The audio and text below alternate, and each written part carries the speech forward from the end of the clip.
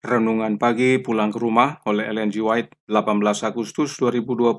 Mari kita berdoa.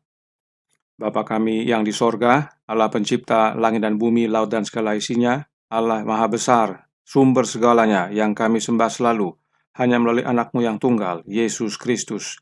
Terpujilah Yesus, anak Allah yang maha tinggi, satu-satunya jalan dan kebenaran dan hidup bagi kami.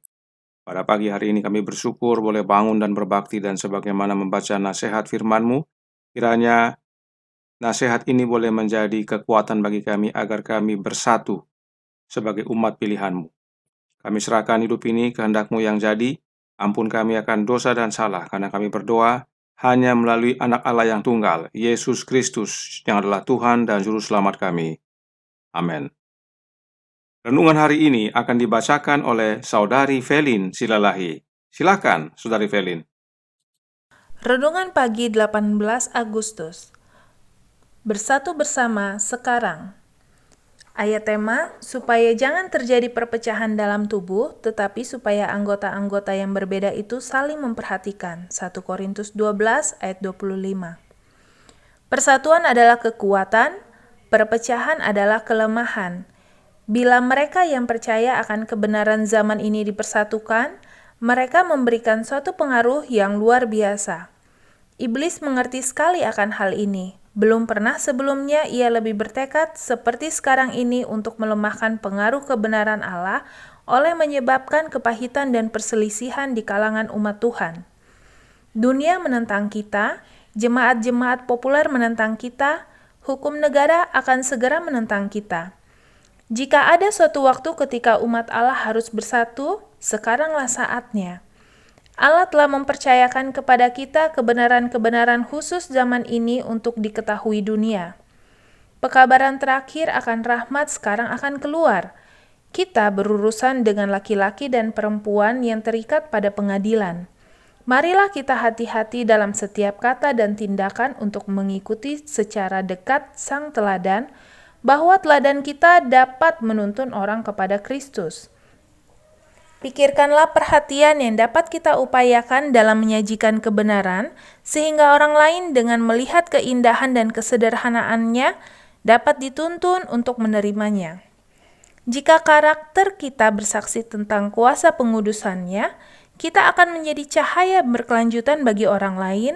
Surat-surat hidup dikenal dan dibaca semua orang. Sekarang kita tidak boleh memberi tempat kepada iblis dengan menghargai perpecahan, perselisihan, dan percekcokan.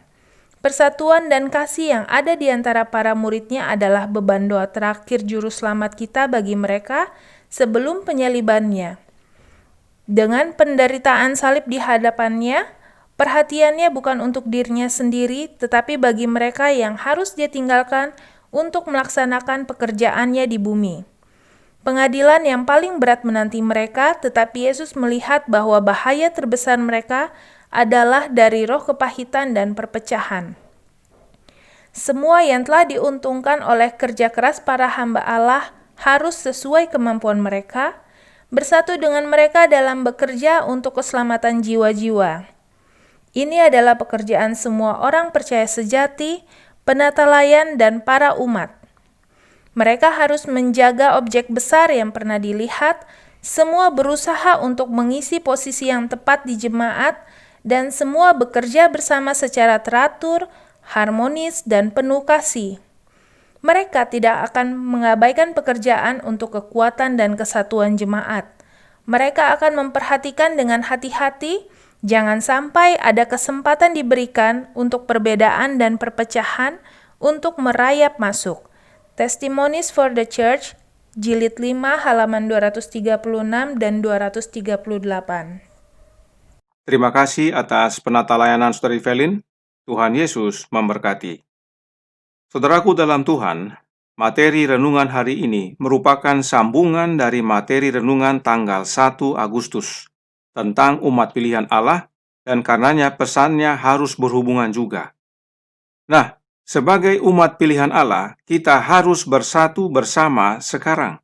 Roh Nubuat menasihatkan dalam Christian Leadership halaman 11 paragraf 4 yang berkata, "Berulang kali malaikat itu berkata kepada saya, bersatu bersama bersatu bersama. Jadilah satu pikiran, satu keputusan. Kristus adalah pemimpin dan Anda adalah bersaudara. Ikuti Dia. Berjalanlah dalam terang sebagaimana Dia ada dalam terang. Sebagai umat pilihan Allah, kita dinasihatkan untuk bersatu bersama. Dan siapa pemimpin kita? Yesus Kristus. Nyonya White bahkan tulis, ikuti Dia. Ya. Artinya kita diarahkan untuk mengikuti Yesus dan bukan yang lain. Berjalan dalam terang sebagaimana Yesus dalam terang. Dan Yesus berkata, akulah terang dunia. Dan karena saat kita berjalan dalam terang, maka kita berjalan dalam Yesus. Berikut penjelasan Roh Nubuat tentang berjalan dalam terang. Testimonies for the Church volume 3, halaman 464, paragraf 3, menyatakan, Anda harus melembutkan hati Anda dan mati untuk diri sendiri, dan Kristus harus hidup di dalam Anda. Maka Anda akan berjalan dalam terang seperti Dia dalam terang. Dan Anda akan meninggalkan jalur terang menuju surga untuk menerangi jalan orang lain. Artinya, bila mana kita menerima Yesus sebagai terang dalam hidup ini, kita pun menjadi terang bagi sesama. Berjalan dalam terang artinya memiliki Kristus tinggal dalam hidup kita. Bagaimana Kristus tinggal dalam hidup kita? Melalui kehadiran Roh-Nya. Roh Nubuat menuliskan dalam Gospel Workers edisi 1892, halaman 45, paragraf 1, berkata, Roh Kristus yang menerangi jiwa digambarkan oleh terang, yang menghalau semua kegelapan. Itu dibandingkan dengan garam karena kualitas pengawetannya, dan ragi yang secara diam-diam mengerahkan kekuatan transformasi. Jadi, melalui penjelasan Roh Nubuat ini jelas sekali bahwa sebagai umat Allah, kita dinasihatkan harus bersatu bersama. Dan itu dengan cara Kristus tinggal dalam hidup kita, yaitu dengan menerima kehadiran Roh-Nya yang digambarkan sebagai terang. Dan karenanya dengan menerima Roh Kristus, kita berjalan dalam terang.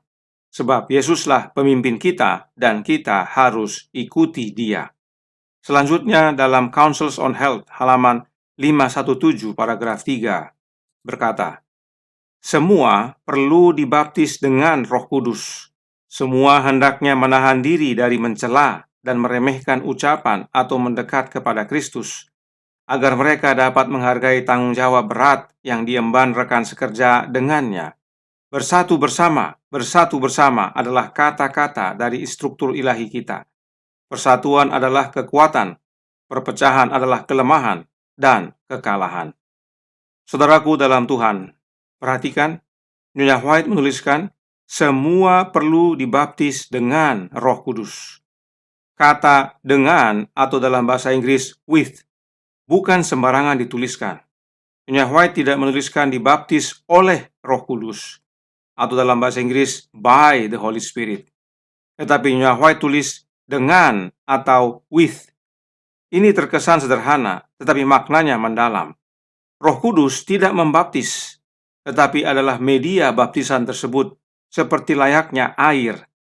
Kita yang sudah dibaptis dengan air dan bukan oleh air.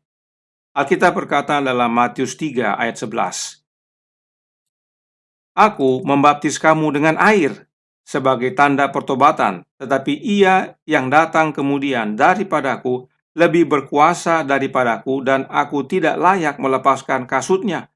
Ia akan membaptiskan kamu dengan Roh Kudus dan dengan api.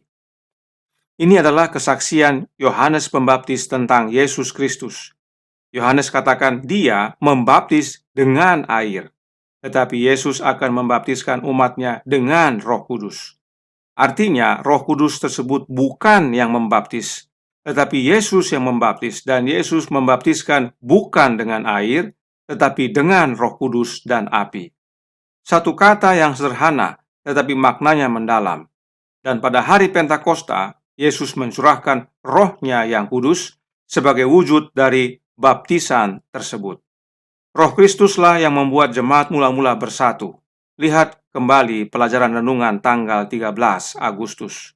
Kita kembali kepada kutipan sebelumnya dalam Councils on Health halaman 517 paragraf 3. Perhatikan bahwa panggilan untuk bersatu tersebut adalah kata-kata dari instruktur ilahi kita. Nah, siapakah instruktur ilahi tersebut? Christian Education halaman 73 paragraf 3 menyatakan, surga melihat ke bawah dan melihat kemana angan-angan manusia dituntun, tahu bahwa seorang instruktur ilahi harus datang ke bumi. Instruktur ilahi tersebut adalah Yesus Kristus, dan bila saudara baca paragraf selanjutnya dari buku yang sama, Ellen G. White dengan jelas menyatakan bahwa dia adalah Yesus, anak Allah. Jadi, Yesus panggil umatnya untuk bersatu bersama. Bagaimana caranya? Dengan menerima rohnya, roh Kristus. Sebab kesatuan sejati hanya dalam Yesus. Lihat pelajaran kemarin. Ayat inti hari ini diambil dari 1 Korintus 12 yang menjelaskan tentang karunia roh, tentang banyak anggota tetapi satu tubuh. Mari kita baca ayat-ayat berikut ini yang menyatakan siapa yang memberikan karunia roh tersebut. Efesus 4 ayat 7-11 berkata, tetapi kepada kita masing-masing telah dianugerahkan kasih karunia menurut ukuran pemberian Kristus. Itulah sebabnya kata Nas, tatkala ia naik ke tempat tinggi, ia membawa tawanan-tawanan. Ia memberikan pemberian-pemberian kepada manusia. Bukankah ia telah naik, berarti bahwa ia juga telah turun ke bagian bumi yang paling bawah? Ia yang telah turun, ia juga yang telah naik jauh lebih tinggi daripada semua langit untuk memenuhkan segala sesuatu. Dan ialah yang memberikan baik rasul-rasul maupun nabi-nabi, baik pemberita-pemberita Injil maupun gembala-gembala dan pengajar-pengajar untuk memperlengkapi orang-orang kudus bagi pekerjaan pelayanan, yaitu pembangunan tubuh Kristus. Jelas. Jadi, yang memberikan karunia-karunia roh tersebut adalah Yesus Kristus bagi pelayanan, bagi pembangunan tubuhnya yang adalah jemaat. Tubuh Kristus itu banyak anggotanya, tetapi satu dalam Yesus. Dan karena jemaat adalah tubuh Yesus, maka yang mengatur dan mengurus tubuh adalah Yesus Kristus itu sendiri. Dialah yang karuniakan karunia-karunia roh tersebut. Yesuslah yang menyatukan jemaatnya, sebab dialah pokok anggur yang benar itu, dan kita bersatu dengan Yesus dengan cara menerima rohnya. Melalui rohnya yang kudus inilah Yesus mengaruniakan karunia-karunia kepada setiap anggota tubuhnya. Untuk apakah persatuan bersama ini? Lihat kembali paragraf 2 renungan hari ini. Persatuan umat Allah adalah untuk menjangkau jiwa dan mengarahkannya kepada Yesus. Teladan kita adalah untuk menuntun orang datang kepada Sang Teladan, yaitu Yesus Kristus. Tuhan memberkati. Saya bawa dalam nama Yesus. Amin. Mari kita berdoa. Bapa kami yang di sorga, Allah pencipta langit dan bumi, laut dan segala isinya, Allah yang maha besar, maha kuasa, sumber segalanya, yang kami sembah selalu melalui anak-Mu yang tunggal, Yesus Kristus. Terima kasih atas panggilan untuk bersatu bersama sekarang. Karena tantangan semakin besar dan semakin bertambah. Karenanya penting bagi umat pilihan Allah untuk bersatu, dan itu untuk menjadi juru kabar. Dan hidup kami menjadi teladan, agar banyak orang datang kepada Yesus. Tolong kami ya Bapa, hiduplah dalam diri kami ya Yesus, kehendak-Mu yang jadi. Ampunkan kami akan dosa dan salah. Karena kami berdoa hanya melalui anak-Mu yang tunggal, Yesus Kristus yang adalah Tuhan dan Juru Selamat kami. Amin.